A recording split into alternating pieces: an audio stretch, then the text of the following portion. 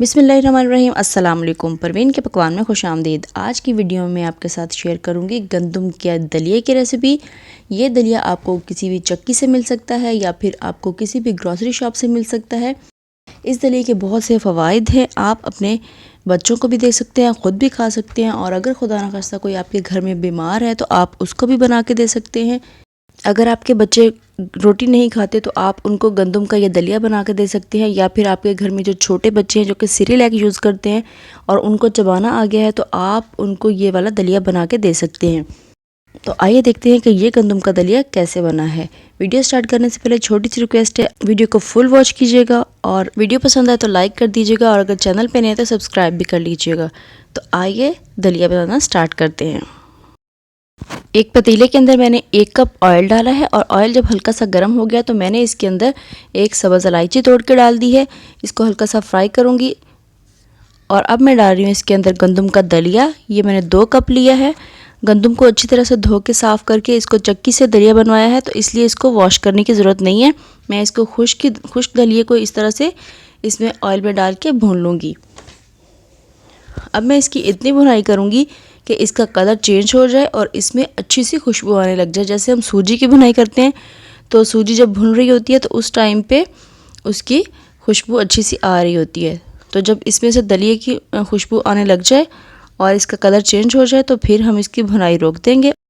اسی طرح سے مسلسل چمچ چلاتے ہم اس کی بھونائی کریں گے۔ اگر ہم نے اس کو چھوڑ دیا تو یہ نیچے سے جل سکتا ہے۔ دلیے کی بھونائی ہو چکی ہے۔ اب میں نے اس کے اندر ڈال دیا ہے پانی۔ 3.5 لیٹر پانی ڈالا ہے میں نے اس کے اندر۔ 2 کپ دلیا تھا اور اس کے اندر ڈالا ہے 3.5 لیٹر پانی۔ پانی ڈالنے سے آپ دیکھ سکتے ہیں کہ اس کے اوپر یہ چھوٹے چھوٹے سے ذرات آ گئے ہیں۔ یہ وہ دلیا ہے جو کہ جل گیا تھا، تو یہ اب اوپر آ گیا ہے۔ اب میں اس ٹینر سے اس کو اتار لوں گی۔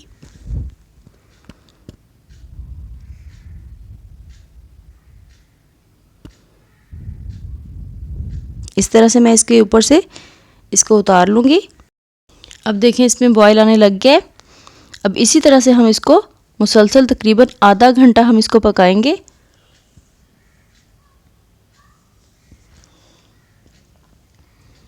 آدھا گھنٹہ میڈیم فلیم پہ پکنے کے بعد اس کا پانی خشک ہو جائے گا اور دلیا ہمارا اچھی طرح سے گل جائے گا۔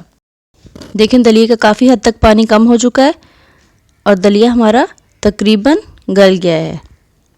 اب جو مزید اس کے اندر پانی ہے اس کو بھی خشک کریں گے، لیکن اس سے پہلے میں ڈالوں گی اس کے اندر چینی۔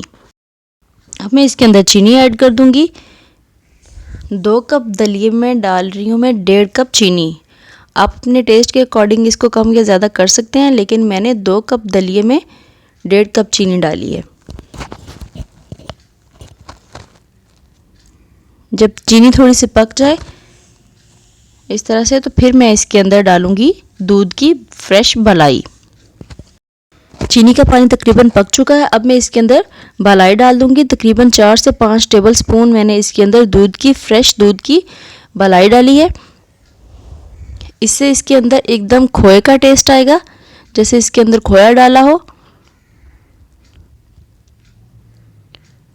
اگر آپ کے پاس بالائی نہیں ہے تو آپ پانی کی جگہ اس میں دودھ بھی یوز کر سکتے ہیں، لیکن میں نے اس کو پانی میں پکایا ہے اور اب میں نے اس کے اندر بالائی ڈال دی ہے۔